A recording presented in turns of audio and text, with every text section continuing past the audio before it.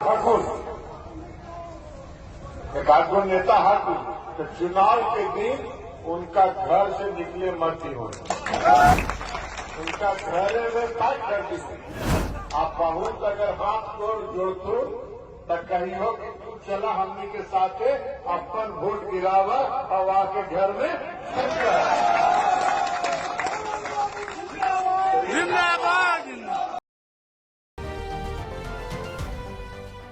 नमस्कार, आप देख रहे हैं स्वराज पोस्ट। मैं हूं आपके साथ ऋचा भिलारी।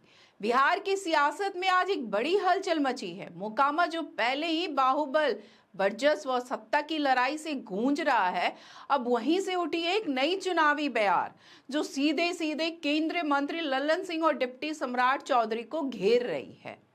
मोकामा गंगा किनारे बसा वो इलाका जहां राजनीति सिर्फ पोस्टर और भाषण से नहीं बल्कि पावर और प्रभाव से तय होती है, जहां नेता जनता के बीच उतरते हैं तो सिर्फ वोट नहीं मांगते, अपना रुतबा दिखाने भी आते हैं। इसी मोकामा के सड़कों पे इस बार दो बड़े चेहरे एक साथ उतरे, केंद्रीय मंत्री लल्लन सिंह और बिहार के डिप्टी सीएम सम्राट चौधरी। ओपन जीप में सवार दोनों नेता भीड़ के नारों के बीच आगे बढ़ते जा रहे थे। नीतीश कुमार जिंदाबाद, अनंत सिंह अमर रहे। जनता ने भी उनका गर्मजोशी से स्वागत किया। 30 किलोमीटर लंबा रोड शो पंडारक से मोकामा तक। लल्लन सिंह जनता से हाथ मिला रहे थे और कह रहे थे अनंत सिंह निर्दोष है, ये साजिश है। यही रोड शो अब बन गया है राजनीतिक विवाद का केंद्र।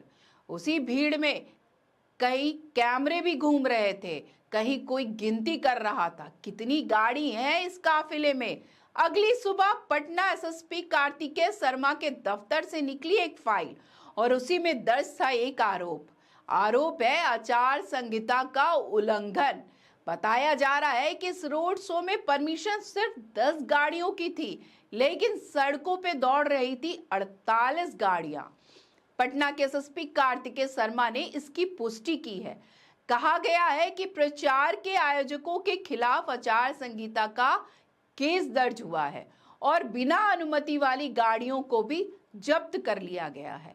और इसी के साथ मोकामा में चुनावी माहौल और गर्म हो गया। बीएसएफ लगातार फ्लैग मार्च कर रही है और हर मोड़ पर तैनात है सुरक्षा कर्मी। लेकिन कहानी यही नहीं रुकती, क्योंकि ये रोड शो उस वक्त हुआ जब मोकामा पहले से ही सियासी उबाल पर है। कुछ ही दिन पहले दुलारचंद यादव हत्याकांड ने पूरे इलाके को हिला दिया है। जनसुराज पार्टी के समर्थक दुलारचंद यादव की हत्या उस वक्त हुई जब वो अपने प्रत्याशी के लिए प्रचार कर रहे थे और इसी केस में जेडीयू प्रत्याशी अनंत सिंह जेल भेज दिए गए। अब जब अनंत सिंह जेल में है तो उनके प्रचार का कमान स्वयं लल्लन सिंह ने संभाल ली। मंच पे खड़े होकर बोले, जब अनंत बाबू बाहर थे तो मेरी जिम्मेदारी कम थी, लेकिन अब वो जेल में है तो मेरी जिम्मेदारी और बढ़ गई है। अब हर व्यक्ति अनंत सिंह बढ़कर चुनाव लड़े। भीड़ ने नारे लगाए अनंत सिंह जिंदाबाद, लेकिन शायद उसी वक्त किसी ने एक और वीडियो रिकॉर्ड कर लिया। वीडियो वायरल हुआ। वीडियो में कथित तौर पे लल्लन सिंह कहते दिखे, एक दो नेता हैं, चुनाव के दिन इनको घर से निकलने मत दो। अगर बहुत हाथ पैर जोड़े तो कहो हमारे साथ चलो, वोट दो और घर जाकर सो जाओ। बस फिर क्या था, सोशल मीडिया पे आग सी लग गई। विपक्ष ने इस मीडिया को हथियार बना लिया है। आरजेडी ने सोशल मीडिया पर वीडियो शेयर कर केंद्रीय मंत्री पर निशाना साधा है। आरजेडी ने वीडियो पोस्ट किया और लल्लन सिंह को लोकतंत्र का दुश्मन बताया। अब मैदान में उतरा चुनाव आयोग। मुख्य चुनाव आयुक्त की ओर से भेजा गया है नोटिस। लल्लन सिंह को 24 घंटे में जवाब देने का आदेश है। नोटिस बिहार के मुख्य चुनाव आयोग की ओर से जारी हुआ है। आरोप था उन्होंने अपने समर्थकों से विपक्ष वोटरों को घर में बंद करने की बात कही। लल्लन सिंह ने तुरंत सफाई दी, कहा यह सब राजनीतिक साजिश है।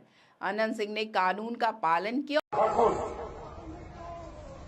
एक आदमी नेता हाथी तो चुनाव के दिन उनका घर से निकले मत ही हो, उनका घर में फाइट कर दी। आप बहुत अगर हाथ जोड़तो तो कहियो कि तू चला हमनी के साथे अपन वोट गिरावा और आके घर में जिंदाबाद। इसलिए आज से सब लोग कमान संभाल लें और कमान संभाल के चुनाव में अब समय नहीं। लेकिन मोकामा की गलियों में सवाल गूंज रहा है, क्या सच में ये साजिश थी या फिर सियासत की गर्मी में ललन सिंह की जुबान फिसल गई? ललन सिंह ने सफाई दी, कहा ये सब राजनीतिक साजिश है। अनंत सिंह ने कानून का पालन किया और पुलिस जांच में पूरा सहयोग कर रहे हैं। जो हुआ है वो सोची समझी चाल थी। लेकिन मोकामा की गलियों में सवाल गूंज रहा है, क्या सच में साजिश थी या फिर सियासत की गर्मी में ललन सिंह की जुबान फिसल गई? क्या रोड शो की भीड़ ने नियम तोड़े या फिर किसी ने भीड़ दिखाकर उन्हें फंसाने की कोशिश की? सवाल बहुत है, जवाब आने बाकी हैं।